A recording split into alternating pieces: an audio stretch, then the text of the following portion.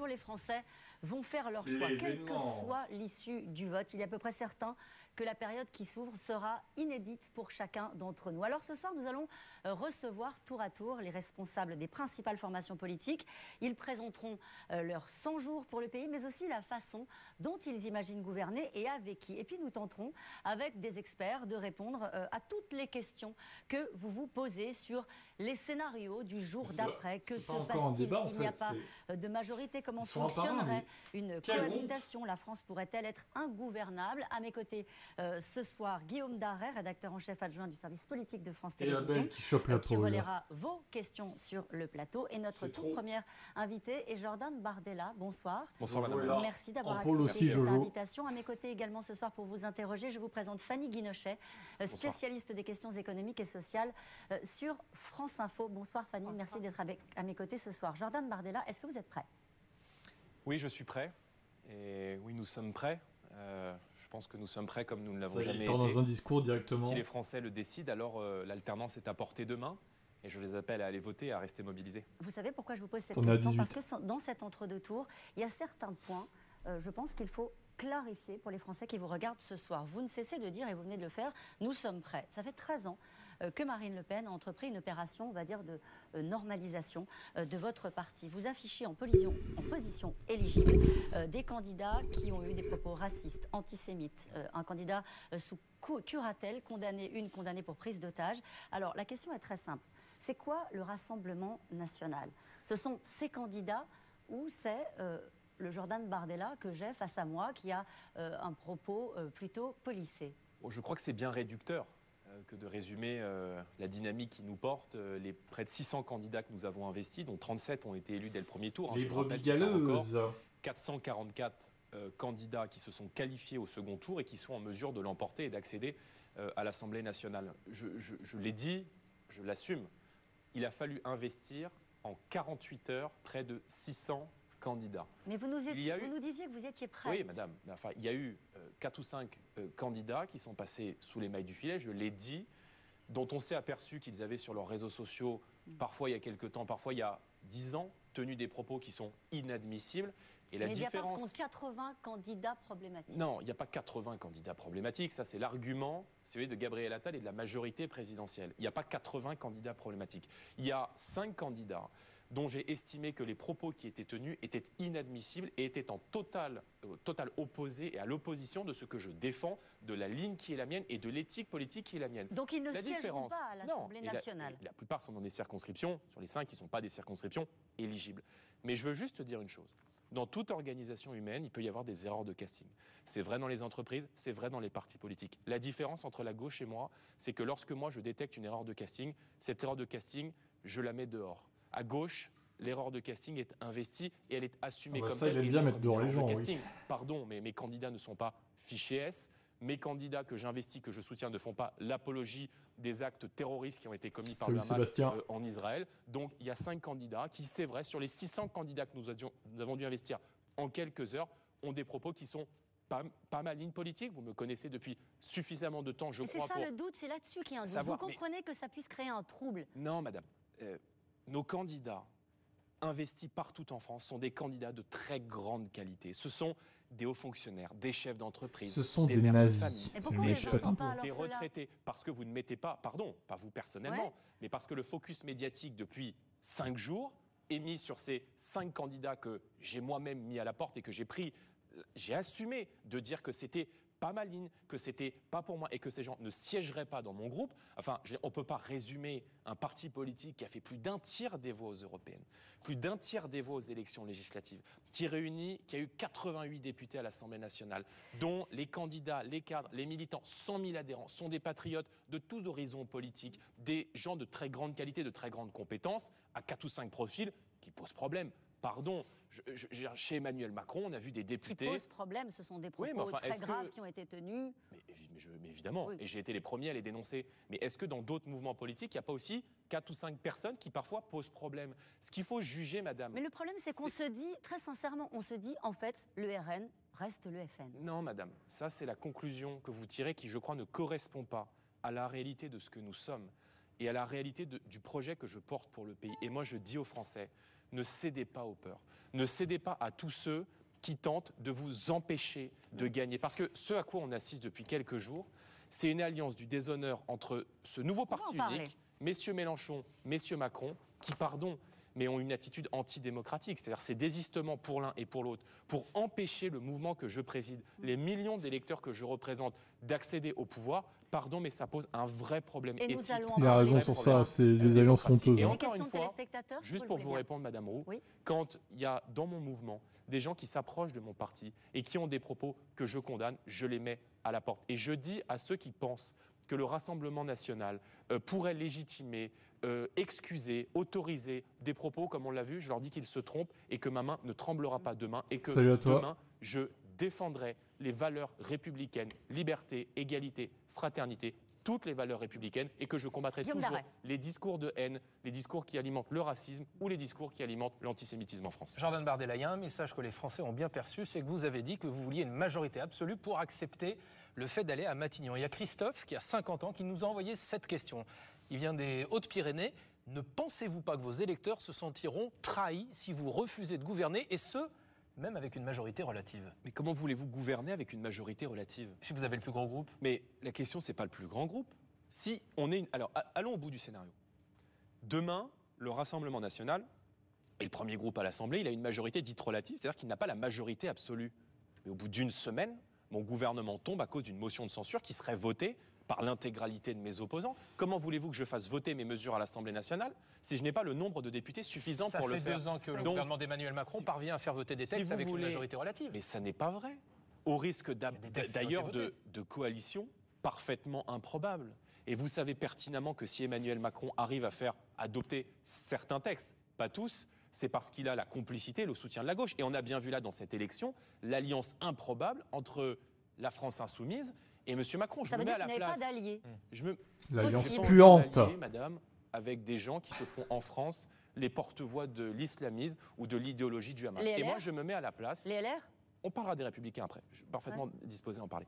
Mais quand on demande aujourd'hui, et je me mets à la place d'un électeur d'Emmanuel Macron, à qui Emmanuel Macron lui-même disait, il y a 15 jours, pas il y a 6 mois, il y a 15 jours, la France insoumise est un parti antisémite, je cite, communautaire, anti-parlementaire, et à qui on vient dire aujourd'hui, à l'électeur raisonnable, modéré qui a voté pour Emmanuel Macron, de voter pour la France insoumise. Mais qu'est-ce que c'est que cette alliance qui n'a ni queue ni tête? Christophe, vous lui dites quoi? Le seuil, il est à combien pour entrer à Matignon? On sait que la majorité, c'est 289. À combien de députés RN vous acceptez d'entrer à Matignon? Monsieur, je ne vais pas... Marine Le Pen a dit 260. Non, je ne vais pas faire de la popole sur qu'est-ce qu'on fait à 260, 262, 63. C'est pas de la popole, pardon, ce sont des millions d'électeurs qui, à un moment donné, ont décidé de voter pour vous. À qui vous dites, non, c'est pas assez. Madame, je dis à ces millions d'électeurs, soit le Rassemblement national obtient une majorité absolue, et je peux, dès dimanche, engager le projet de redressement que je porte sur le pouvoir d'achat en priorité, la sécurité et l'immigration. Ou alors le pays est bloqué. Je ne veux pas que le pays soit bloqué. Je ne veux pas que mon pays continue de vivre dans une situation de blocage alors que le monde avance. On ne peut pas perdre 3 ans supplémentaires quand le monde avance, quand l'Europe avance. Et face au décrochage aujourd'hui économique, sécuritaire, identitaire de la France, y compris de sa voix sur la scène internationale, je dis aux Français, je suis le seul à pouvoir obtenir une majorité absolue. Donc permettez-moi de faire avancer le pays autour de 2 idées très simples. De la responsabilité, le rétablissement de l'autorité et la relance de notre appareil économique. Jordan Bardella, projetons-nous avec ces 230, 250 députés.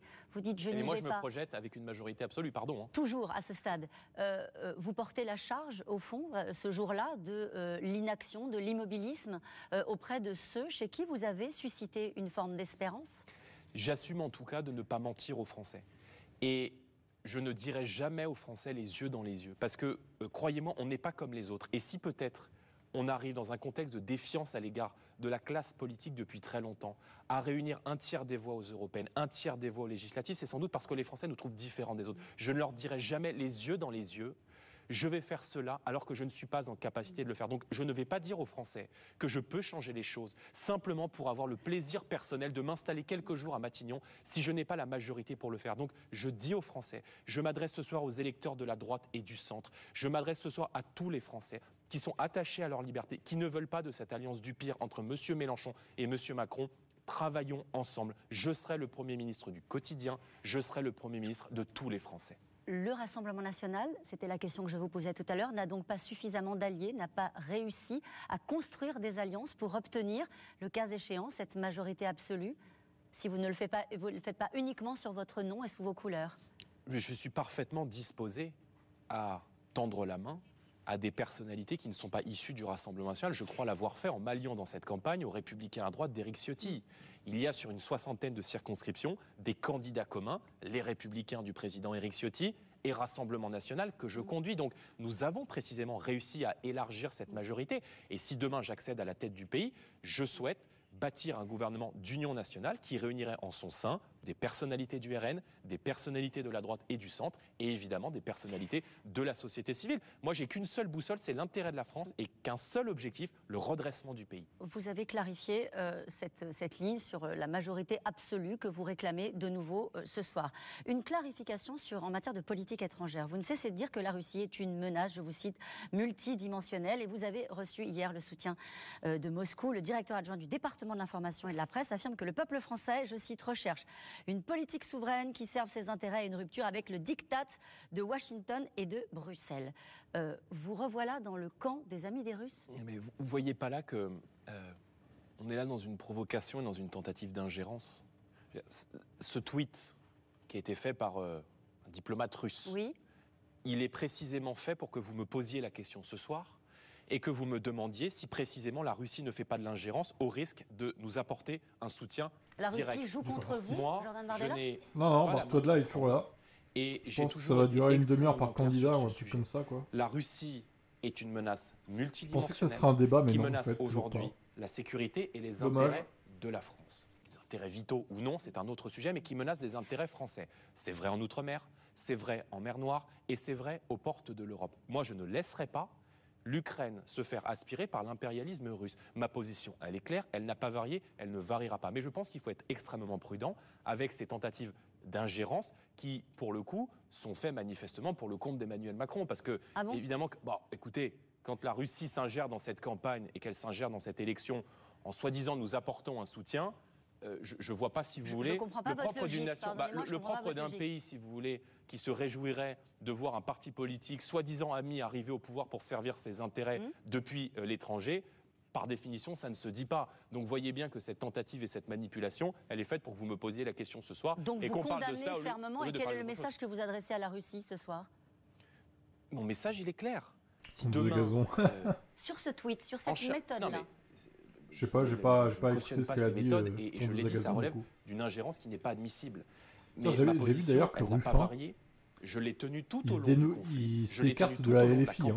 Je sais pas si tu as vu ça, Cadet, mais clairement, il n'aime pas Mélenchon. Et d'éviter tout risque d'escalade avec il s'écarte de la LFI. C'est très clair. Le Premier ministre, dans le cadre de la Constitution française, nous en avons parlé ensemble. Et je pense qu'il fait bien de faire ça. Jeudi dernier, il dispose de la défense nationale, notamment sur le plan budgétaire. Et donc, j'ai indiqué que je souhaitais poursuivre l'aide à l'Ukraine, mais que je ne souhaitais pas... Avec les montants qui sont prévus? Oui, et que je ne souhaitais pas, pour être très clair, que la France envoie des soldats français en Ukraine. Clarification sur l'une des mesures phares de vos 100 jours avec Fanny Guinochet. Vous avez largement présenté votre programme, notamment économique. Vous voulez être celui qui s'occupe du quotidien des Français, du pouvoir d'achat. Et il y a une mesure qui a été identifiée par les Français, c'est la baisse de la TVA sur les carburants, le gaz, le fioul, de 20% à 5,5%. Comment vous allez vous assurer que cette baisse de la TVA va bien aller dans la poche des consommateurs, des ménages français, et non pas dans la poche des géants pétroliers? La baisse de la TVA de 20% à 5,5% sur l'énergie et le carburant est une mesure que je souhaite prendre très vite et que je ferai adopter par l'intermédiaire d'un projet de loi de finances rectificatif. Cette baisse de TVA, elle a été mise en œuvre dans beaucoup de pays européens. Elle a été mise en œuvre en Pologne, on a baissé la TVA sur le carburant, ça s'est répercuté immédiatement à la pompe.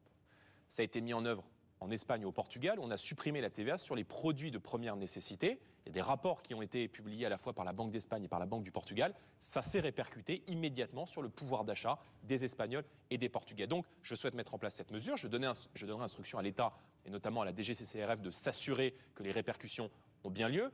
Souvent, on nous oppose l'argument de la baisse de la TVA dans la restauration. Je pense qu'on ne peut pas comparer ce que représente aujourd'hui le carburant comme un produit d'appel pour des grandes surfaces, pour des grandes centrales de distribution, avec la restauration. Donc, on va voir ce que ça va donner un résultat dimanche. Un outil qui c'est très incertain, je pense. Du pouvoir d'achat. Je vous donne un exemple très concret pour que les gens qui nous regardent comprennent. Avec la mesure que je souhaite mettre en œuvre très rapidement, sur un plein de 50 litres, c'est immédiatement 10 à 15 euros que je rends au pouvoir d'achat à nos compatriotes parce que se déplacer ou se chauffer est en train de devenir un produit de luxe dans notre société. Moi, je ne l'accepte pas. Non, il faut augmenter le prix de l'essence. Parce que vous allez payer avec vos voitures thermiques. Dérogation. Bande d'enfoirés. Qu'est-ce que vous allez dire? Pas sur l'énergie. Oui, mais par exemple, sur les carburants, on sait qu'elle est limitée à 15%. Oui, mais elle en est sortie, la Pologne. Elle n'y est plus. Et à la fin, elle l'a fait. Oui, mais elle y est restée à peine un an. Alors, vous allez demander à Bruxelles, par exemple, pour les carburants, de descendre jusqu'à 15% sur un temps limité. Combien de temps? Non, sur 5,5% et pas à 15%, ce qui est un coût sur une année non pleine par définition, l'année 2024, de 7 milliards. La Pologne l'a fait, la Commission européenne a validé cette baisse. Si vous voulez, on s'est, je pense, un peu trop habitué. Elle l'a fait par dérogation temporaire. Combien temporaire, c'est la question qui est posée. Ce sera temporaire. Oui, enfin, ça peut être temporaire sur la durée. Et moi, j'assumerai. Temporaire sur la durée, ça veut dire 3 mois, 6 mois, 1 an. Non, je veux dire sur le principe, mais je n'entends pas remonter ensuite cette TVA que je baisse parce que, si vous voulez, les gens qui nous regardent ne comprennent pas qu'ils n'arrivent plus à mettre de l'essence dans leur voiture et qu'on a 60% de taxes sur les carburants. Donc, pour vous répondre, la France doit défendre ses intérêts sur la scène européenne. Je vous rappelle que, contrairement à certains pays qu'on a cités depuis quelques minutes, la France est le deuxième contributeur net au budget de l'Union européenne. Et vous voulez le reculer, ce budget. La France doit décider. Je souhaite que la France puisse obtenir un rabais, comme l'ont obtenu d'ailleurs des pays comme l'Allemagne ou le Portugal, ou les Pays-Bas, pardonnez-moi, qui sont pourtant des contributeurs nets au budget de l'Union européenne, parce que je ne conçois pas, pour vous expliquer ma logique, qu'on demande des efforts aux Français, qu'on demande des efforts à l'État et aux collectivités, et que l'Union européenne continue dans sa folie dépensière, par exemple... Mais du coup, vous allez aller voir l'Europe en disant... On va moins payer, on va moins participer. C'est ce qu'a fait l'Allemagne. Et de l'autre côté, vous allez nous octroyer une baisse de la TVA dérogatoire. Parfaitement. Pendant un temps limité, mais le temps limité, vous ne pouvez pas le donner. Non, mais le temps ne sera pas limité, et je vais faire ce que précisément on fait dans la Commission européenne. Toutes les grandes puissances, je vous ai cité l'Allemagne. L'Allemagne a obtenu un rabais parce que la contribution de la France au budget de l'Union européenne a explosé sous Emmanuel Macron, et moi je ne conçois pas... Vous voyez qu'alors qu'on est beaucoup de nos compatriotes, notamment à Mayotte, notamment aux Antilles, qui n'ont pas accès à l'eau potable, pendant qu'avec notre argent, l'Union européenne finance par exemple le réseau d'eau à Gaza. Une autre question quand même sur cette baisse de la TVA, elle va profiter à tout le monde. À celui qui a une grosse voiture, qui est riche, comme à l'ouvrier qui fait son plein tous les jours. Ça n'est pas ciblé, ça vous l'assumez, que ce soit finalement une baisse pour tous les Français, y compris les plus aisés? J'assume que cette baisse soit une baisse pour tous les Français, mais il ne faut pas regarder la petite minorité qui éventuellement n'en a pas besoin et pourrait en tirer profit. Mon sujet, c'est l'immense majorité. Et j'assume qu'aujourd'hui, la France du travail, la France qui se lève tôt, la France silencieuse, elle fait de plus en plus d'efforts, y compris sur l'énergie d'ailleurs. Regardez, aujourd'hui, les règles européennes du marché européen de l'électricité font que la France ne peut plus bénéficier de son avantage comparatif qui lui a été permis grâce au nucléaire avec une énergie pas chère. Et je souhaite précisément que la France défende ses intérêts en Europe, qu'on puisse retrouver un prix français d'électricité et faire baisser mécaniquement les factures de 20 à 30%. Rapidement, une question sur l'IVG. Oui, absolument. Question qui nous a été posée par Céline, qui a 45 ans, qui habite dans la Vienne. Beaucoup de vos candidats refusent le débat en région. Pardon, ça c'était Céline justement qui était là. Guillaume, de Lille. Parmi les candidats RN, nombreux sont ceux opposés à l'IVG. Pouvez-vous promettre de ne pas remettre en cause ce droit des femmes? Non, ils ne sont pas opposés à l'IVG. Il y a eu un débat sur l'inscription de l'interruption volontaire de grossesse dans la Constitution. Il y a eu un débat de juristes, y compris le président Larcher du Sénat a indiqué que il y avait un débat sur son inscription dans la Constitution. Moi, je suis très clair.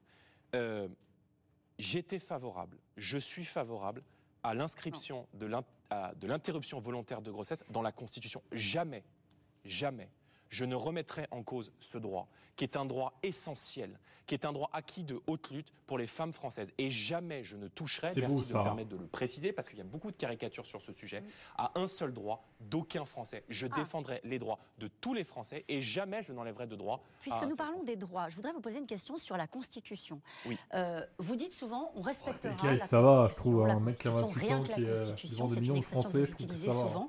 Le Conseil constitutionnel, vous l'avez pourtant parfois dénoncé. Laurent Fabius estime que c'est un rempart. C'est plus qu'avant, mais oui, c'est pas la majorité qui pourrait bloquer certaines des dispositions de votre programme. Je pense notamment à la préférence nationale. Comment est-ce que vous pouvez respecter la Constitution et en même temps vous opposer aux décisions telles qu'elles ont parfois été prises par le Conseil constitutionnel. Si vous me le permettez, la préférence nationale suppose une révision constitutionnelle. La révision constitutionnelle, nous la ferons par référendum dans le cadre de l'élection présidentielle. Mais je ne peux pas faire dans le cadre d'une cohabitation, dans le cadre d'un cadre institutionnel bien contraint, une telle mesure parce qu'elle nécessite une révision constitutionnelle. La Constitution ne vous convient pas. En fait, la Constitution, rien que la Constitution, mais pas celle-là, la mienne. Non, madame. Enfin, à un moment donné, quand on modifie la Constitution, c'est qu'on a soit les 3/5 du Parlement, soit qu'il y a eu un référendum qui a permis de réviser la Constitution.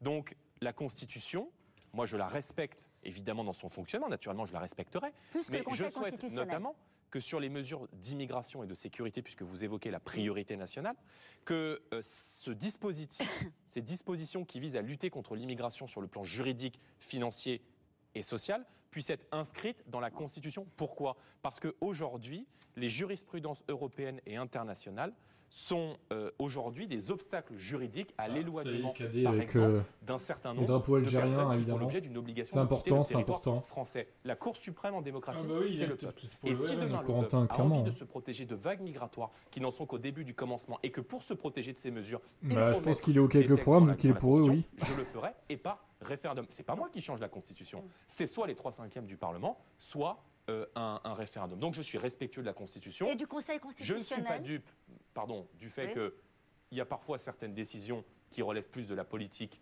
que du droit. Soyons très clairs. Il y a des décisions du Conseil constitutionnel qui relèvent davantage de la politique et de l'interprétation militante et politique de ceux qui la prennent. Donc vous préparez un bras de fer avec le Conseil constitutionnel ? Il n'y aura pas de bras de fer.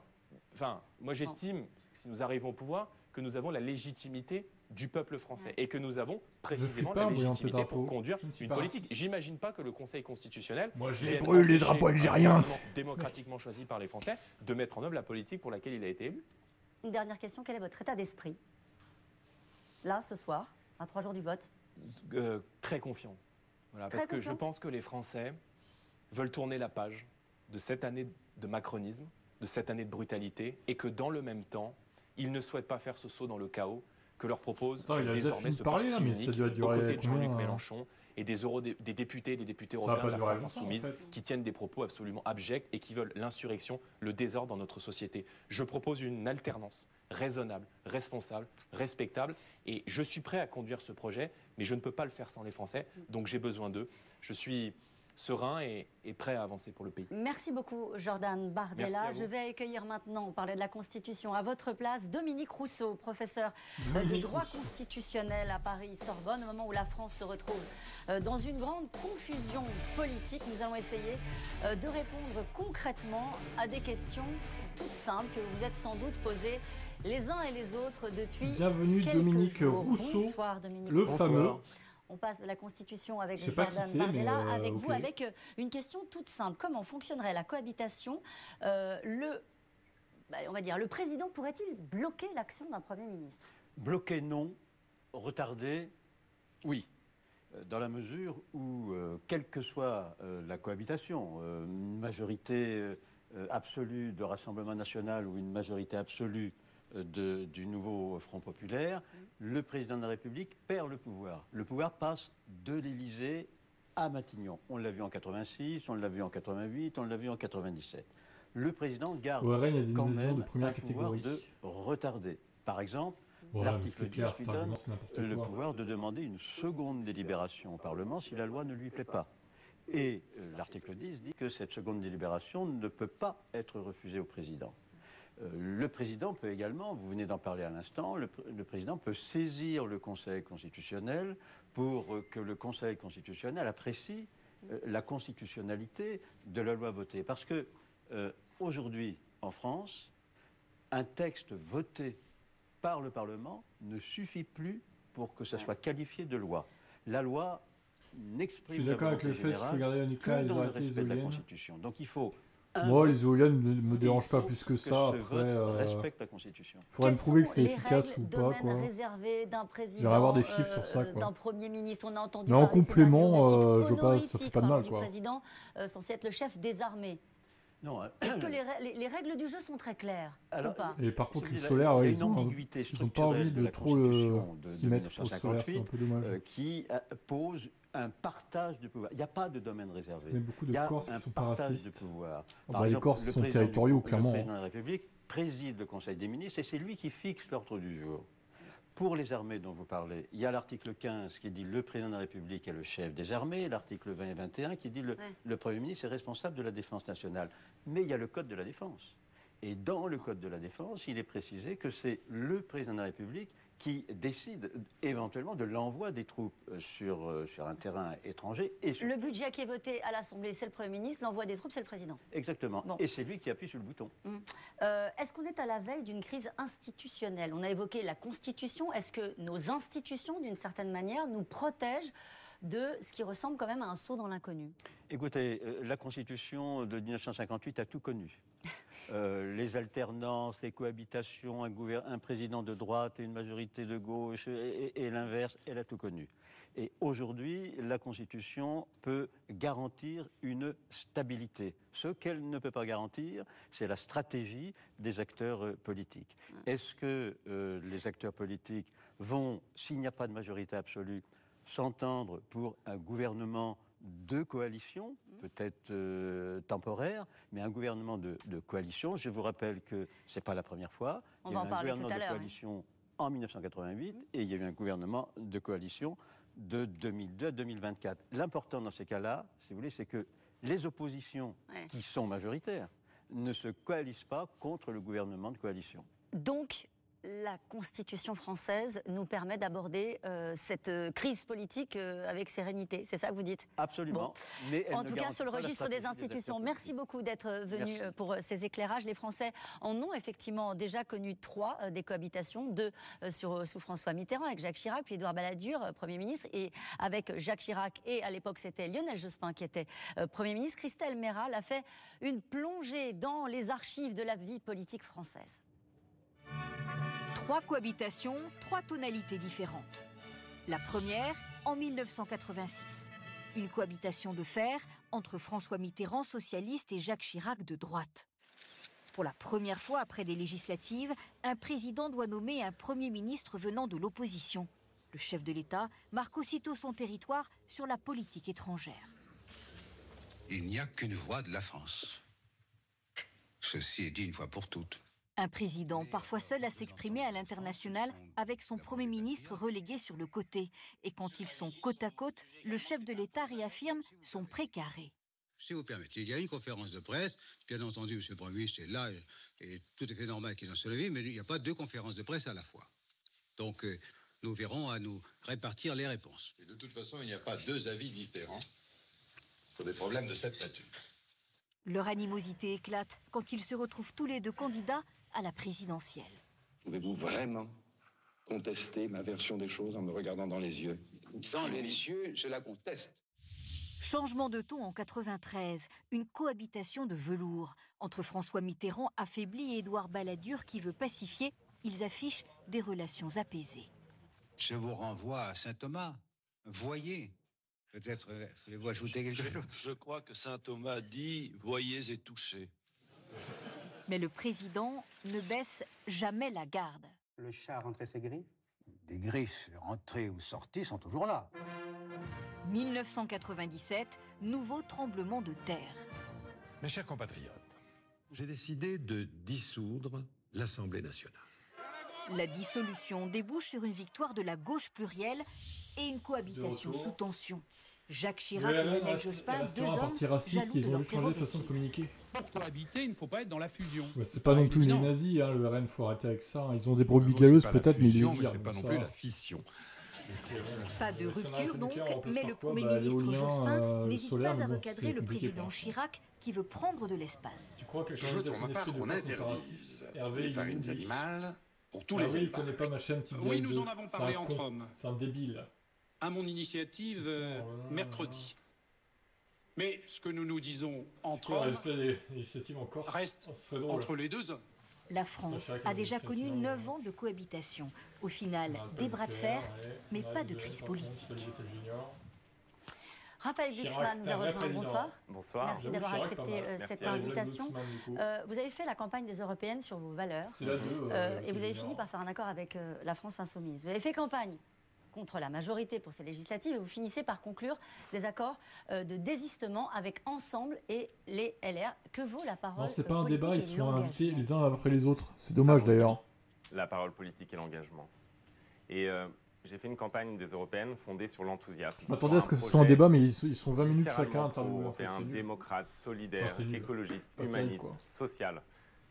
Parce que ces élections étaient fondées sur une adhésion. Et la dissolution du 9 juin nous a plongé dans une séquence politique complètement différente où c'est plus l'adhésion qui compte là. C'est la peur? C'est la hiérarchisation des périls. Parce que Alvin connaît la chaîne, mais il n'est pas là depuis hier. Il n'était pas là hier soir non plus. Je sais pas ce qu'il a. De l'extrême droite. Ça se trouve, son père lui a privé de Twitch. Les portes du pouvoir à l'extrême droite. Et à partir de ce moment-là, ma seule réflexion, depuis le 9 juin à 21h, ma seule réflexion, c'est comment fait-on pour éviter que notre pays bascule, que la famille Le Pen s'en empare et que 300 députés du Rassemblement national entrent à l'Assemblée. On entend votre conviction, mais est-ce que vous entendez le trouble de ceux qui vous ont suivi, de ceux qui vous ont cru, de ceux qui vous ont écouté? Mais je l'entends complètement parce que je l'ai partagé ce trouble. Et que j'entends leur vertige et leur désarroi. Mais que face à cette situation, l'exigence morale, l'exigence politique, c'était de tout faire pour barrer la route au Rassemblement national qui peut encore aujourd'hui avoir une majorité absolue. Et pour cela, il fallait une unité d'action avec des gens que je combats, dont je ne partage pas les principes ni les valeurs, mais simplement au nom de la hiérarchisation des les alliances avec les macronistes, la honte de la gauche. La honte, tous ces macronistes, ces gauchistes qui s'allient là. Vous me faites honte. Dont parlait De Gaulle entre la grandeur de la France et la liberté du monde. Que c'est la possibilité de tomber dans l'abîme, de voir sa démocratie se faire marcher dessus, comme on a tombé dans l'abîme, c'est abysse déjà avant même d'être élu du côté du Rassemblement national. Ne pas voir que c'est cela la menace principale, que c'est cela qui doit nous obséder, eh bien ce n'est pas moral. Alors il y a eu beaucoup de questions sur ce sujet-là. Nous avons sollicité les téléspectateurs ce soir qui vous interrogent, Guillaume Darel. C'est Virginie qui a 18 ans, qui habite Paris, qui vous pose cette question. Comment justifiez-vous une alliance avec LFI après les propos antisémites tenus par certains de ses membres et le refus d'autres de qualifier le Hamas comme organisation terroriste? Ah, merci Virginie pour cette question. C'est-à-dire que vous avez exprimé ce que vous faites ce soir et ces questions, elles sont toujours là et on a eu énormément. Et ces questions, elles vont continuer. Parce qu'en fait, on est rentré dans un moment politique tellement insensé. Tiens, Cadet, quel est ton avis sur le Hamas d'ailleurs, toi? Qu'il a fallu faire des choix vertigineux. Mouvement de résistance ou mouvement terroriste? Mais moi, je ne pourrais pas me regarder dans une glace le 7 juillet si je n'ai pas tout fait pour barrer la route à Jordan Bardella, à Thierry Mariani, à Marion Maréchal et à Madame Le Pen. Les deux, c'est un peu facile comme réponse. Ma vie sera consacrée à l'édification de cette social-démocratie pro-européenne, humaniste, qui n'est ni dans le bruit, ni dans la fureur, qui refuse les outrances et les violences. Et j'ai accepté de participer à cette unité d'action électorale seulement à quelques conditions. Une position claire sur l'Ukraine, sur les livraisons d'armes, une position claire sur la lutte contre l'antisémitisme et la brutalisation du débat public, la qualification de terroristes des attaques abjectes du 7 octobre, tout ce qui justement est reproché là. Et il y a eu une inversion des rapports de force à gauche. C'est ça qui s'est passé. L'hégémonie culturelle, politique, idéologique de Jean-Luc Mélenchon a pris fin. On va y revenir, Vous parlez du Rassemblement national. Qui lutte en ce moment même contre le Rassemblement national. C'est Valérie Rabault qui lutte en ce moment même. On va parler des personnes. Le truc idéologique de Mélenchon a pris fin. Il était encore en live hier sur Twitch. Il faisait 3000 viewers, le gars. Vous parlez de hiérarchie des périls. Ça n'a pas pris fin en tant que ça, je trouve. Aux 10 600 000 Français qui ont voté pour le Rassemblement national et qui vous entendent, vous, et puis peut-être Gabriel Attal tout à l'heure ou nos autres invités, dire il faut un front républicain. Bon, moi, tu avoues que c'est des terroristes. Est-ce qu'avec un attelage, une coalition, vous pouvez prendre en compte ce qui s'est exprimé de colère, de peur et de frustration? Qu'est-ce que vous leur dites à eux? Moi, j'entends cette colère, cette frustration. Et j'ai sillonné le pays et j'ai vu monter cette vague. Cette colère face à l'impuissance, face à l'abandon, face au déclassement de la nation. Face à l'incapacité des dirigeants. Et toi, Sébastien, en politique, tu serais pour qui comme une solution. Du coup, je ne sais pas si tu t'intéresses ou pas. Ils ne voient ni la gauche comme une solution, ni le pouvoir actuel. et que nous avons une responsabilité immense. Mais moi, ce que je veux leur dire, c'est que s'ils veulent redresser la France, porter la famille Le Pen au pouvoir, c'est en réalité abaisser notre pays. J'entendais à l'instant, dans ma loge, Jordan Bardella nous expliquer qu'il avait toujours eu une position claire sur la Russie, sur la guerre qui ébranle le continent européen, sur les ingérences de la Russie dans nos affaires. Mais Corentin, moi je le vois, un mec qui a 40 ans en fait. Mais en fait, il y en a que 24, c'est ouf. Il a dit c'est une ingérence que je conteste. C'est ouf. Oui, mais j'ai présidé la commission spéciale du Parlement européen sur les ingérences étrangères dans nos démocraties, dans nos nations. J'ai enquêté sur les attaques russes contre les hôpitaux français. Comme celui de Corbeil-Essonnes, l'armée israélienne se défend ou le massacre où de les Palestiniens. médecins français ne pouvaient plus accéder aux dossiers médicaux des patients Elle français. se J'ai enquêté défend sur les attaques des milices russes contre nos soldats. Ils ont ce qu'ils méritent, que ce qu'ils méritent. C'est le mec qui déraille complet. Non, c'est abusé ce qu'ils font, j'avoue. de condamner ces ingérences. Il tue trop d'innocents, quoi. Toutes les actions européennes qui permettaient de lutter contre ces ingérences. Ils tirent dans le temps, en fait, les Israéliens, ils se rendent pas compte qu'il y a des innocents au travers. Et vous pensez que ça va dissuader les électeurs Rassemblement National de voter pour lui? Pourquoi, depuis 10 ans, le Rassemblement National, comme l'ensemble des extrêmes droites européennes, agissent comme une cinquième colonne, comme des serviteurs de l'intérêt d'une tyrannie étrangère qui est en guerre contre nos démocraties, celle de Vladimir Poutine. Et c'est cela la vérité. Et nous ne pouvons pas porter au pouvoir, si nous aimons la France, si nous aimons notre pays, des gens qui sont à ce point liés à une dictature étrangère. Qu'est-ce que ça pèse face au sentiment de déclassement? Qu'est-ce que ça pèse face à ceux qui vous regardent et qui disent très bien, oui, ok, d'accord, les ingérences, mais je n'y arrive pas. Tu parles des homophobes, Vettel Junior, mais bon, les homophobes... Malheureusement, t'en as aussi chez NFP avec ses électeurs. Bon, les musulmans, ils sont pas trop fans des PD et des lesbiennes. Globalement, je dis ça, je dis rien. Un cadet, n'est-ce pas? En France, ce n'est pas redresser notre pays, c'est l'abaisser. On entend l'abaisser. votre détermination. Donc le déclassement, c'est le Rassemblement National. Mais je vais être très concret. Moi, je travaille à l'échelle européenne, très concrètement. Tu connais pas trop les groupes pour choisir un d'accord, ok. Un gouvernement qui est profondément hostile à la construction européenne, qui est profondément hostile à la constitution de défense européenne, et un président qui est pour. On va être la risée de l'Europe. On va parler mais oui, avec Mélenchon, on serait aussi la risée de l'Europe à ce moment-là. Ira à la Maison-Blanche féliciter Trump pour son élection et pour la déconstruction de l'Alliance transatlantique, quand Emmanuel Macron s'y opposera. Et ça voudrait dire quoi? Ça voudrait dire du chaos institutionnel dans notre pays. Il y a un front républicain qui s'est constitué. On voit bien la stratégie qui consiste Levez la main, à dire les homophobes. ce soir, attention, si le RN arrive aux responsabilités, attention, voici les périls, ce sont vos mots. Quel est le projet? Quel peut être le projet de cet attelage, on va dire, pour l'instant, assez baroque? Le projet, c'est de barrer la route au pire. Ce n'est pas un projet de gouvernement là. C'est barrer la route à une catastrophe. Et j'aimerais vous dire lui, il a fait alliance avec Mélenchon à contre. En même temps, il est logique.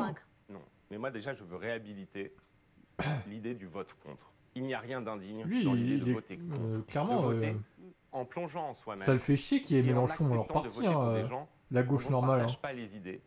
On rappelle qu'aux élections européennes, ils ont fait 14% et les filles ont fait 8%, je crois. Je l'ai connu pendant les européennes. Un mouvement d'enthousiasme, c'est de l'adhésion à des idées, c'est de l'adhésion à des personnes. Et parfois, eh bien, c'est simplement c'est toujours ça de prix, hiérarchiser les périls et voter contre. Mais ce que je veux dire, c'est qu'il y a une petite musique qui est en train de s'installer dans les élites parisiennes en ce moment.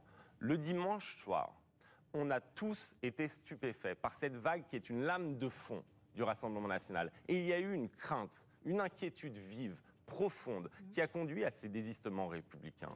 Mais derrière, aujourd'hui, on est déjà en train de se rassurer. Je vois tous les commentateurs, les politiques qui font comme franchement, si la gauche passe, à la limite, lui, Premier ministre, ça me dérangerait moins que Mélenchon, quoi.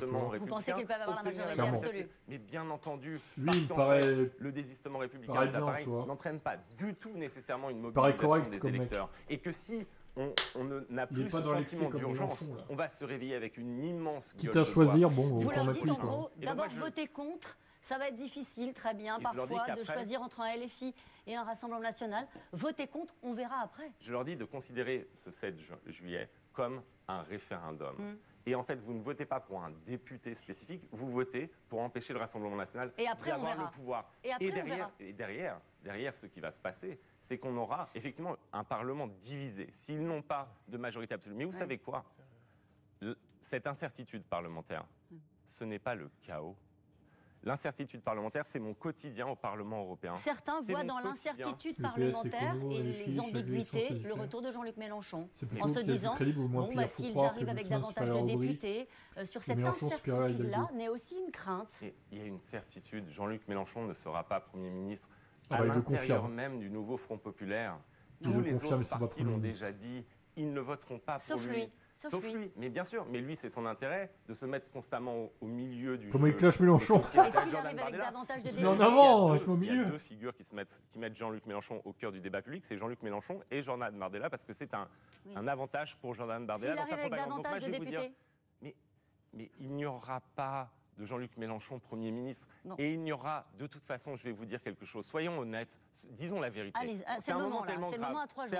C'est un moment tellement grave qu'il faut dire la vérité. Il n'y aura pas de majorité absolue de gauche. Il n'y aura pas de majorité absolue macroniste ou centriste. Il n'y aura pas de majorité absolue de droite. La seule majorité absolue possible, aujourd'hui, c'est celle du Rassemblement national et de l'extrême droite. Et s'il n'y a pas de majorité absolue au Parlement, eh bien ce sera comme au Parlement européen. En vrai, tu sais, je préférais voir Hidalgo qui est enfant. Par exemple, quand on veut porter une loi, eh bien, comme le devoir de vigilance des multinationales. Je préférais limite voir Hidalgo, quoi. On prend son bâton de pèlerin. C'est à quel point tu détestes les enfants. Ça va pas être facile sur un sujet en particulier, si vous voulez bien discuter avec Fanny Guinochet qui veut vous intéresser. Avec plaisir discuter avec vous, mais je veux aussi dire que la France peut devenir une démocratie parlementaire. Je pense que oui, Cadet n'aime pas trop les Israéliens. Du coup, il fait la guerre à son peuple de cœur, donc forcément, il a une dent contre eux, quoi. Eh bien, fonctionne avec un Parlement qui est divisé. Mais il faut se mettre d'accord sur le fond et sur certaines propositions. Et sur certaines propositions très concrètes que les Français attendent, notamment, par exemple... De toute façon, en 2027, il va commencer à être âgé, Mélenchon. Il a quel âge, là? Une de vos propositions phares, c'est le SMIC à 1 600 € net mensuel. Ça me paraît tellement improbable. La question que l'on se pose, c'est quid des autres salariés? Ça veut dire que ceux qui sont aujourd'hui juste au-dessus du SMIC, eux, ils ne recevront rien, ils n'auront pas le coup de pouce. 72, c'est que le travail paie. C'est que les salariés puissent vivre dignement de leur travail. Et que donc, les salaires soient tirés à la hausse de manière générale, pas simplement... Si les salaires sont à la hausse, est-ce que ça ne va pas provoquer une inflation aussi, des prix? Ce que le politique peut faire, c'est donner ce coup de pouce au SMIC, qui est attendu. Et vous savez, c'est pas une mesure... Enfin, je suis désolé, c'est pas une mesure gauchiste. Hein. Ça a été fait en Espagne et il n'y a pas eu de catastrophe économique. Les niveaux n'étaient pas les mêmes. Et par ailleurs, le président du groupe Michelin, qui n'est pas un activiste anarchiste de Nanterre, a dit que le SMIC actuel n'était pas décent et qu'il fallait l'augmenter. D'ailleurs, il donne un chiffre, lui, qui est supérieur à nos 1 600 €. Oui, mais Michelin va bien. Il y a un certain nombre il parle du SMIC en général. Oui, mais Michelin, si Michelin peut... pour ses salariés. Ses salariés, c'est que c'est une entreprise française qui fonctionne bien. Il y a un certain nombre de Squeezie, il a surtout reçu un beau chèque pour défendre Mélenchon. C'est pour ça que on va se le dire, on va se dire les termes. Spécifique sur les TPE-PME. Vous savez ce qui pose problème? C'est quand vous faites des aides universelles, vous finissez par aider les grandes entreprises que les TPE-PME. Ce ne sera pas le même SMIC pour les TPE-PME des politiques de compensation pour les TPE-PME et nous aurons en règle générale... C'est 90% des entreprises françaises. Bien sûr. Et c'est le tissu économique qui permet le dynamisme du pays. Et nous aurons une politique qui sera beaucoup plus pro-TPE-PME que les politiques qui ont été menées jusque-là. Parce que quand vous faites des mesures universelles, sans critères, quand vous ouvrez les marchés de manière universelle, ce que vous faites, c'est que vous finissez toujours par favoriser les plus gros. Eh bien, nous, ce que nous ferons, c'est que nous aurons des mesures spécifiques pour aider les TPE-PME. Pour aider les TPE-PME face à la hausse du SMIC et pour les aider de manière générale à accéder au marché public, à être accompagnés et à faire en sorte finalement que la France puisse redevenir dynamique économiquement en se fondant sur ces TPE. Quand même, dans la négociation pour cette coalition, ce front que vous voulez construire, est-ce que vous envisagez, parce qu'on voit un certain nombre de vos partenaires pour qui cette proposition du SMIC à 1 600 € net mensuel n'est pas entendable, est-ce que vous envisagez à un moment de la revoir? Alors écoutez, le barème d'impôt aussi, c'est incroyable. Les députés de gauche, ils viendront avec cette proposition-là à l'Assemblée nationale. Si nous n'avons pas de majorité absolue, il faudra se battre pour poser au cœur tout le monde se range à un candidat. La question du pouvoir d'achat, la question des Ruffin, je ne sais pas si tu as vu, Vettel Junior, mais Ruffin quitte à LFI. On en a parlé vite fait tout à l'heure. Je suis vraiment désolé. Mais ce Ruffin se désolidarise des LFI. C'est officiel maintenant. Nous n'en Il fait son truc de son côté. Sauf que c'est un des points cruciaux. C'est toujours très douloureux pour un responsable politique, je vous jure. J'ai vu ça, il critique Mélenchon à tort et à travers. C'est très douloureux pour un responsable politique, comme j'ai vu ça tout à l'heure, un commentateur, sur Twitter et tout. Parole publique, de dire il a même traité Mélenchon de boulet, quoi. Le philosophe qui s'appelle Socrate a dit je sais que je ne sais rien et c'était la base de la sagesse. Eh bien, il faut savoir admettre que nous sommes dans une situation aujourd'hui où nous ne savons pas quels seront les rapports de force à l'Assemblée nationale. Une question allez voir Twitter, vous mettez Ruffin Boulet, vous allez trouver des articles. Il y a une question à vous poser. Député européen, accepteriez-vous une place dans le prochain gouvernement? Je crois qu'il a créé un parti, pendant des mois, expliqué que l'Europe était le cœur de plus long, mais il y en a fait ma vie, de mon combat. Donc mon intention jusque-là, c'était quand même de prendre mon rôle de député européen extrêmement au sérieux et de construire cette puissance européenne sans laquelle nous ne serons rien. Jusque-là, vous dites. Mais bah oui, parce qu'au lieu de prendre mon Thalys, j'ai été dans toutes les circonscriptions où des candidates et des candidats avec des valeurs humanistes et républicaines faisaient face au Rassemblement national. Et donc, mais non, mais ça m'a plu. C'est pas une question de plaire là, c'est une question de devoir absolu face à la menace. Je sais plus exactement ce qu'il a fait, mais ce que je veux, c'est qu'on apprenne. En tout cas, il est plus rattaché à l'EFI, c'est sûr. Et donc, vous proposez de porter vos idées dans un gouvernement. Vous dites oui, vous dites non. Vous vous rendez compte, le 7 juillet, on peut avoir une majorité d'extrême droite dans notre pays, un gouvernement d'extrême droite. On peut avoir Thierry Mariani, un agent de Poutine aux affaires étrangères, ou Marion Maréchal à l'éducation nationale. Et vous me parlez de ça, je vous promets que je n'ai pas fait ça pour avoir un poste, que je ne pense pas à cela, que je ne veux pas cela, et que ce que je veux, moi, c'est tout faire pour éviter que le Rassemblement national dirige c'est ça, Picardie pour une raison debout, simple. Parce que ce serait l'abaissement de la France, parce que ce serait dangereux pour notre démocratie, parce que ça changerait le visage de notre pays, et que, si vous voulez, en tant que patriote, en tant qu'amoureux de l'histoire de France, de notre nation, eh bien, nous ne pouvons pas nous résoudre à cela. Une dernière question, quel est votre sentiment ce soir ? Le sentiment qui domine, c'est la peur de ce scénario que vous évoquez, la combativité malgré ce que vous nous dites ce soir, à savoir qu'il n'y aura pas de majorité absolue de gauche.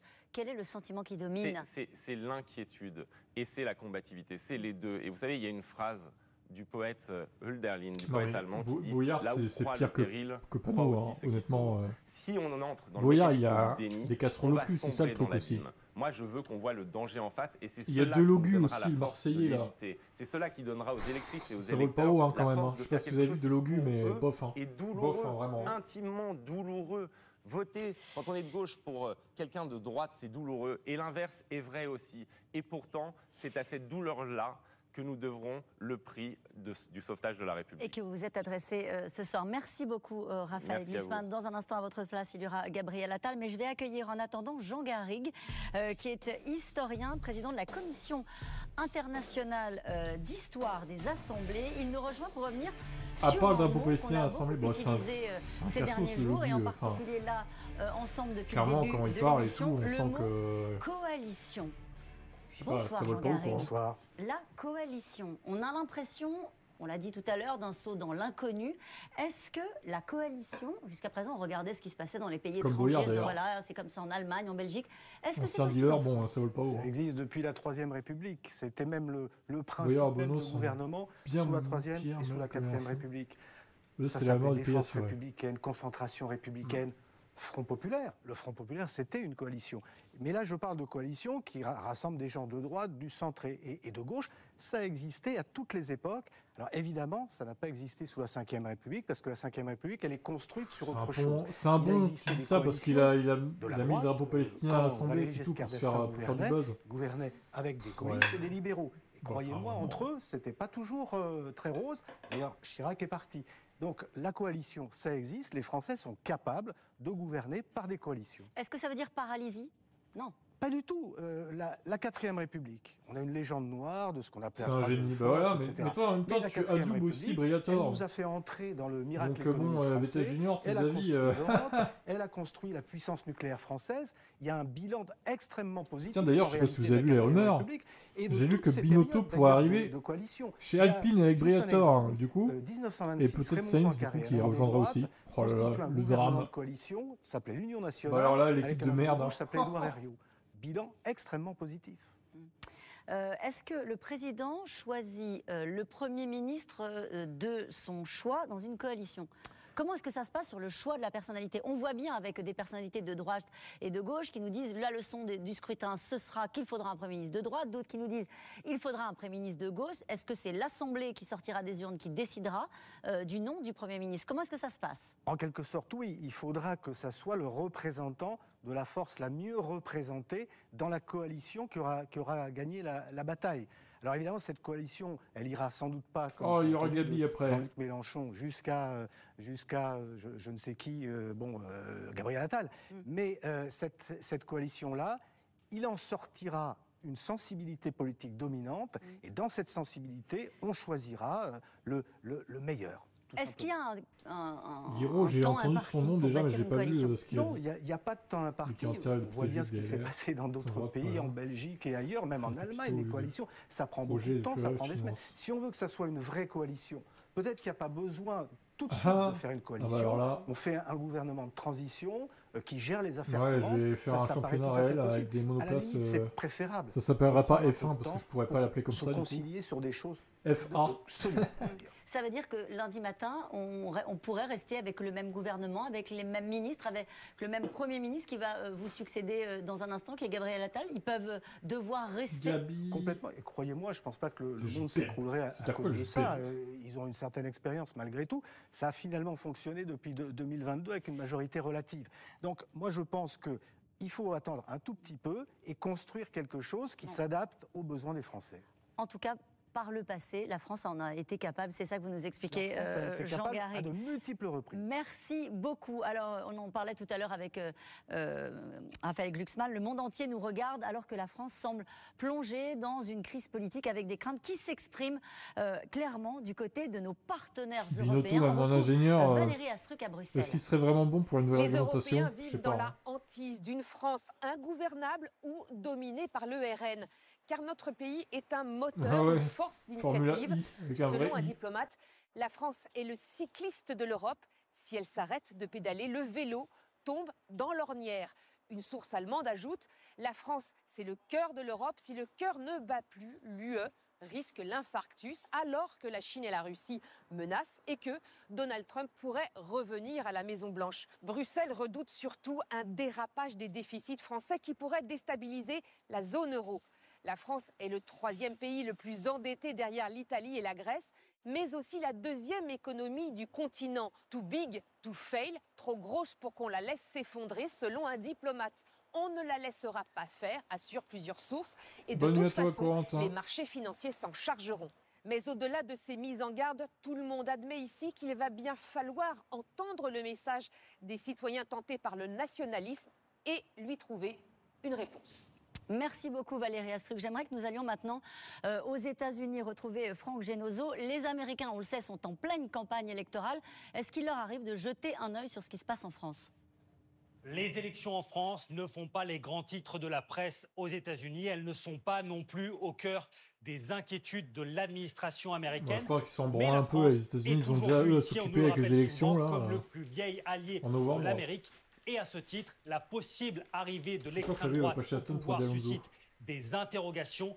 La France sera-t-elle toujours un partenaire fiable, se demandent les éditorialistes, en particulier dans le dossier sensible parce qu'il était de la pote guerre avec en Ukraine, Deneo, donc où la France est considérée comme un partenaire Italiens, majeur dans l'alliance face à la Russie. Dans la Alors, balance, quoi. pas de prise de position de la part des deux candidats à la Maison-Blanche, Joe Biden et Donald Trump, sans que l'on sache si c'est par désintérêt ou par volonté de neutralité. La seule réaction officielle est venue du département d'État, l'équivalent de notre ministère des Affaires étrangères, qui s'est borné de façon très diplomatique à dire que l'Amérique continuerait à travailler avec la France, quel que soit le choix des Français dans les urnes dimanche prochain.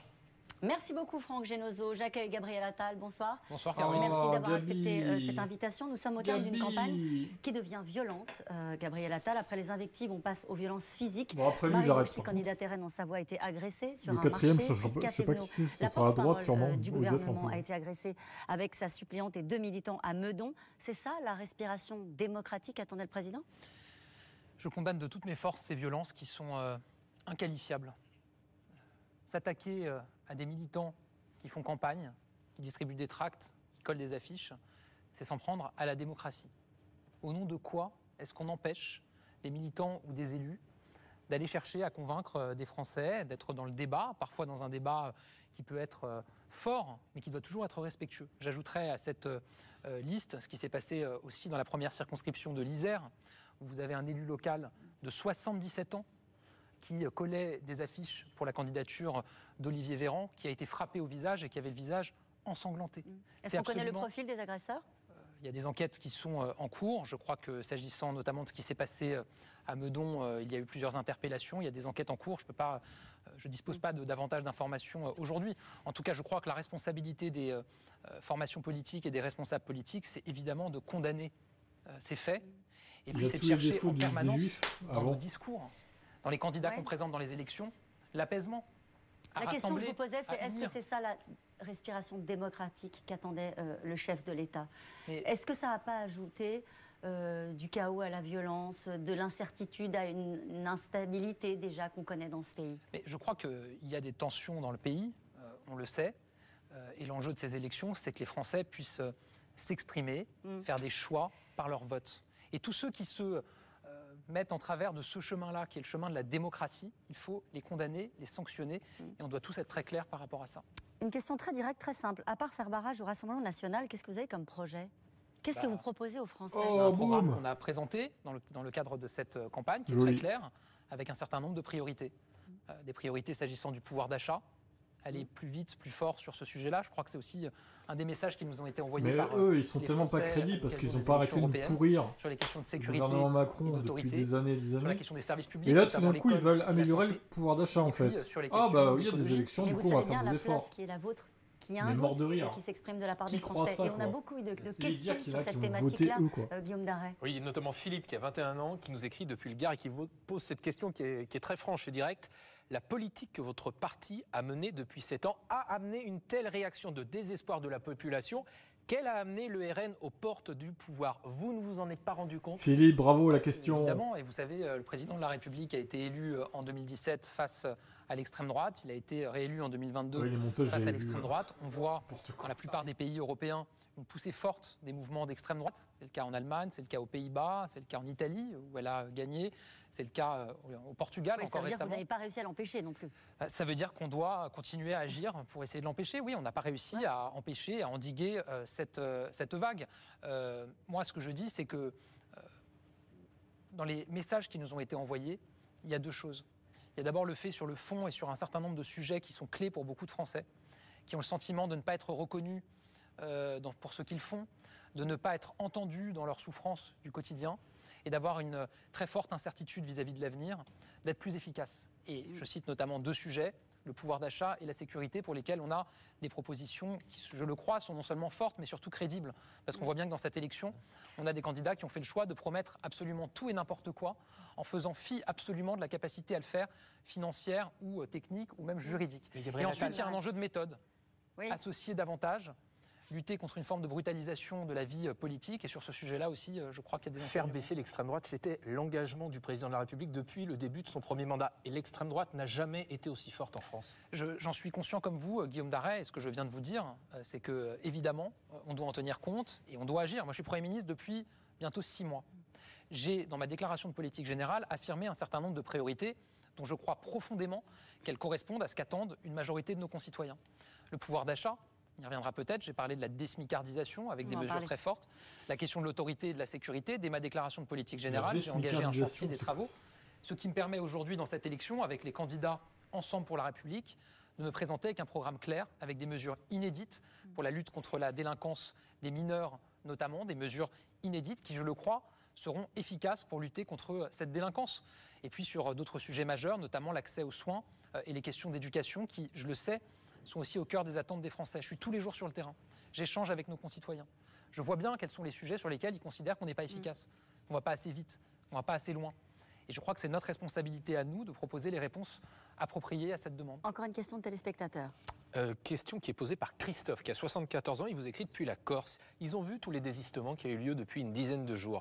N'avez-vous pas l'impression de voler l'élection aux Français par vos jeux de désistement? Vous lui répondez On quoi? l'a beaucoup cette question. Oui, ça remonte toujours les Français qui décident dans les élections. Moi, j'ai alerté avant le premier tour sur 2 risques que je voyais dans cette élection. Le risque d'une majorité dominée par la France insoumise. Ce risque-là est tombé à l'occasion du premier tour des élections législatives, notamment parce qu'on a fait le choix, dans plus d'une soixantaine de circonscriptions, de ne pas présenter de candidat, précisément parce qu'il y avait un risque en présentant une candidature que ça permette l'élection d'un député, notamment de la France Insoumise. Je vous donne un exemple, à Caen, on avait un député sortant, Fabrice Levigoureux, député depuis 7 ans. Il a considéré que s'il se représentait, ça risquait de faire élire une députée de la France Insoumise. Il a fait le choix de ne pas se représenter et de soutenir un candidat de la droite républicaine qui sera probablement élu. Ce risque d'une majorité dominée par la France Insoumise est tombé au premier tour. Et là, la droite se rallie à RN. C'est celui d'une majorité dominée par le Rassemblement national, par l'extrême droite. Je pense qu'il est mortifère et qu'il serait terrible pour le pays. Je le dis vraiment du plus profond de mes tripes. Vous ne craignez pas que ça soit du carburant à Rassemblement national, à vote RN? C'est ce que disent beaucoup d'élus qui sont sur le terrain. Et Guillaume Darret, moi, ma responsabilité comme responsable politique, moi, je suis un peu déçu, je pensais que ce serait un débat entre tout le monde au final. Pour protéger mon pays avec ce que je considère être nécessaire. Je vous pose la même question qu'à Raphaël Glucksmann. Qu'est-ce que vous dites aux 10 600 000 Français qui vous envoient des messages? Ils auraient pu faire un débat pour les impôts quand même. Ce que je vous ai dit jusqu'à maintenant, le fait qu'on entend évidemment la colère, on entend le message qui est envoyé, que sur les sujets clés qui nous reviennent dans le cadre de cette campagne, je peux les relister si vous le souhaitez, le pouvoir d'achat, la sécurité, l'autorité, la lutte contre la délinquance, contre les trafics de stupéfiants, on entend le message et l'injonction à aller plus fort. On entend aussi l'injonction à faire différemment, à associer davantage.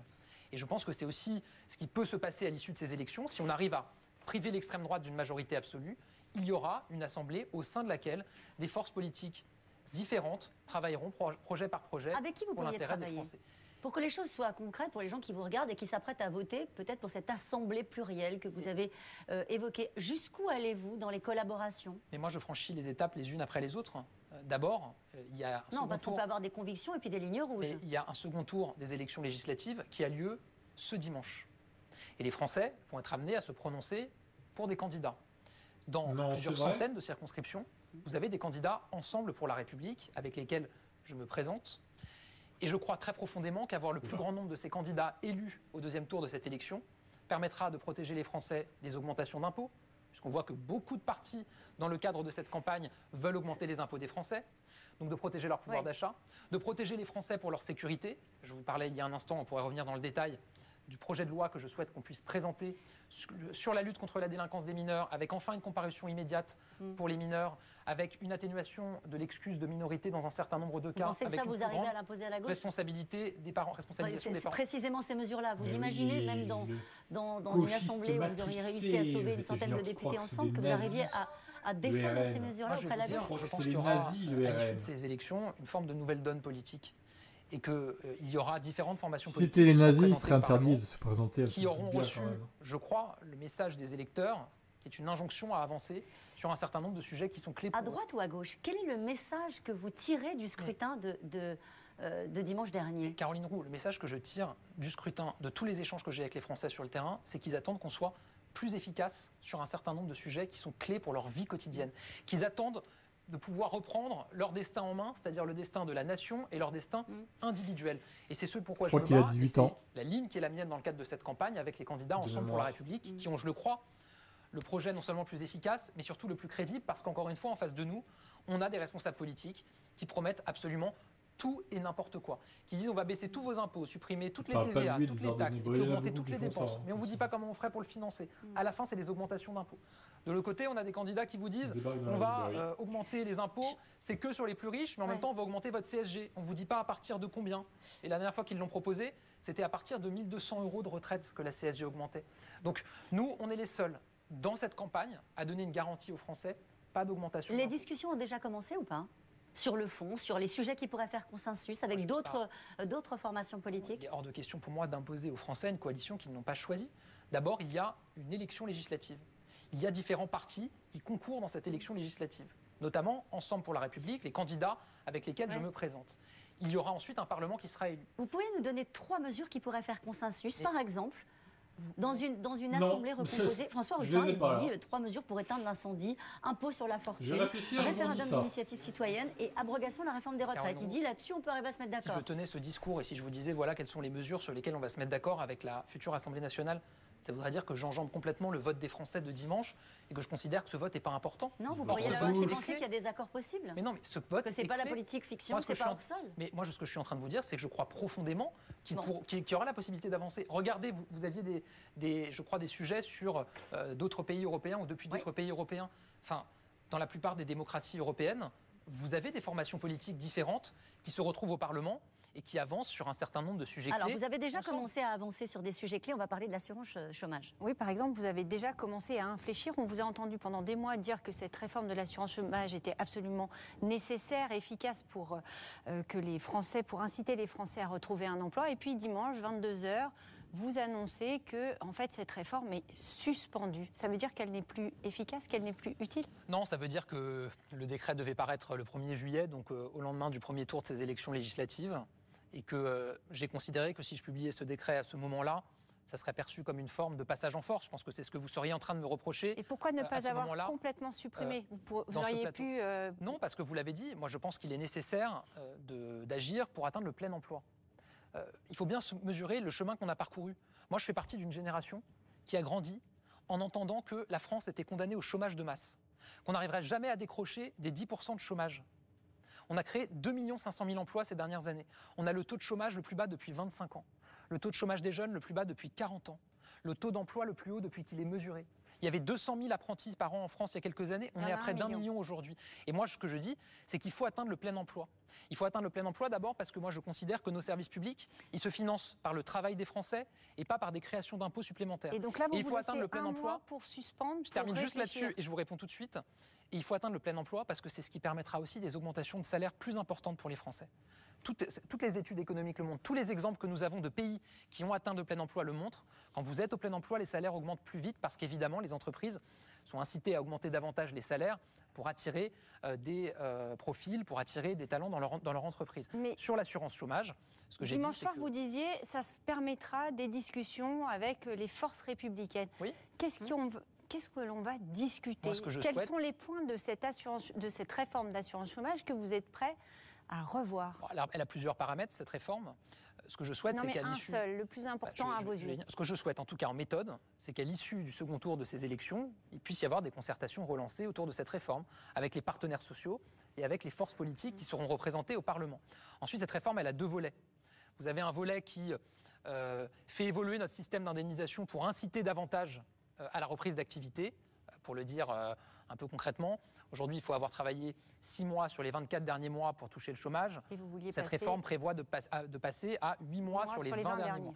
Et vous avez toute une partie de cette réforme qui sont des mesures pour favoriser la reprise d'emploi, notamment des seniors. Donc là, c'est les seniors, par exemple, que vous allez... Je pense que c'est une réforme qui peut être enrichie avec peut-être des mesures supplémentaires sur ce sujet-là. Je vous donne un exemple dans les mesures qui sont prévues dans le cadre de cette réforme. Vous avez des seniors qui se retrouvent au chômage et qui ont du mal à retrouver un emploi. Et c'est évidemment un enjeu majeur. Dans cette réforme, on prévoit par exemple qu'un senior qui est au chômage, qui a une perspective d'emploi, qui a un emploi qui lui est proposé, qui lui convient, mais dont le salaire est inférieur au salaire qu'il avait dans son emploi avant d'être au chômage. Qu'il accepte un emploi moins élevé, qu'il accepte d'être moins bien payé, quoi. Un emploi qui est moins bien payé que celui qu'il avait avant d'être au chômage. On lui propose, dans cette réforme, qu'il puisse cumuler le nouveau salaire avec une partie de son assurance chômage pour que ça corresponde, pour que ça corresponde au salaire qu'il avait avant de se retrouver au chômage, de sorte que ça permette de leur mettre le pied à l'étrier, rentrer dans l'entreprise et que l'entreprise ensuite soit convaincue. Et ça, par exemple, vous la maintenez, vous y tenez à ce point, à cette mesure. Bien sûr, mais moi je considère que la réforme elle est utile. Maintenant, il faudra voir ce qui sort. Je peux pas être là à vous dire. Je peux pas être là à vous dire une nouvelle donne politique. Je parlais pas en fait. Et à l'issue de ces élections, ce que je souhaite, c'est que l'extrême droite ne dispose pas d'une majorité absolue et donc qu'il y ait des formations politiques différentes amenées à devoir travailler et discuter ensemble et en même temps vous dire que 6 jours avant le second tour de cette élection, je vais prendre d'autorité un décret. Je ne serai pas cohérent avec la méthode que j'appelle de méthode.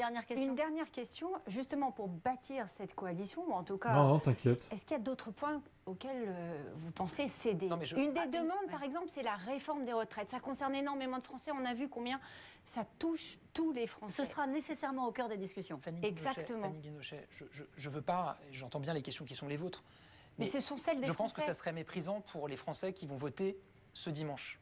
Moi, avec les candidats Ensemble pour la République, dans cette campagne, on le dit, on ne souhaite pas faire évoluer notre système de retraite. Il faut que les Français se prononcent. Vous avez effectivement des candidats, certains qui disent on va ramener la retraite à 60 ans. Et donc, ce que ça veut dire très concrètement, c'est que soit vous allez avoir une baisse des pensions de retraite des retraités, soit vous allez avoir une augmentation des cotisations sur les Français qui travaillent. Dans les deux cas, je pense que c'est une très mauvaise idée. Et de l'autre côté, vous en avez qui disent, enfin en réalité on ne comprend plus, qui ont dit au départ que c'était 60 ans, ensuite ils ont dit que c'était 66 ans, aujourd'hui c'est 62, on ne comprend plus rien, mais à la fin, on se dit que ça fragiliserait quand même notre système de retraite et que ça se traduirait probablement par une baisse des pensions, une augmentation des cotisations.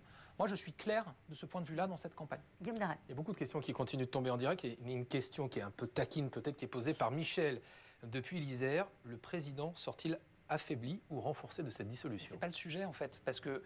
Comment ça, c'est pas le sujet? Les élections législatives, c'est pas une élection présidentielle. C'est pas un référendum pour ou contre le président de la République. S'il se retrouve en cohabitation, c'est une élection qui ne sera pas vraiment renforcée. C'est une élection où vous votez pour des députés qui arrivent à l'Assemblée nationale, qui forment des groupes et donc tu vas voter qui peuvent former une majorité et à ce moment-là donner un gouvernement, un Premier ministre issu de cette majorité. C'est ça les élections législatives. C'est ça qu'a provoqué le président de la République en choisissant de dissoudre l'Assemblée nationale. Et c'est ce sur quoi les Français vont être amenés à se vous décrivez ça d'une manière très apaisée, comme si c'était un processus J'essaie d'expliquer ce que c'est. Et là, du coup, il recrutera plus. On a l'impression que la décision du président a surtout apporté une forme d'instabilité, d'incertitude et même de violence. On a commencé l'interview sur ce sujet-là. Voilà aussi le sens de la question qui est posée. Est-ce que vous considérez que c'était une bonne décision ou est-ce qu'on va se dire les choses? Est-ce que vous pensez que c'est du gâchis? Non, mais moi, je ne suis pas là pour regarder dans le rétroviseur, pour faire des commentaires. On est à 3 jours, 4 jours d'une élection qui est majeure. Donc moi, le sujet aujourd'hui, c'est de convaincre les Français de l'importance d'aller voter d'abord et ensuite d'aller voter... je l'espère, pour les candidats Ensemble pour la République. Et tu veux faire quoi comme travail dans les cimetières militaires? On a plusieurs centaines de candidats Ensemble pour la République. Je rappelle qu'il y a eu 300 candidats Ensemble pour la République qui ont été qualifiés couper les herbes au deuxième tour.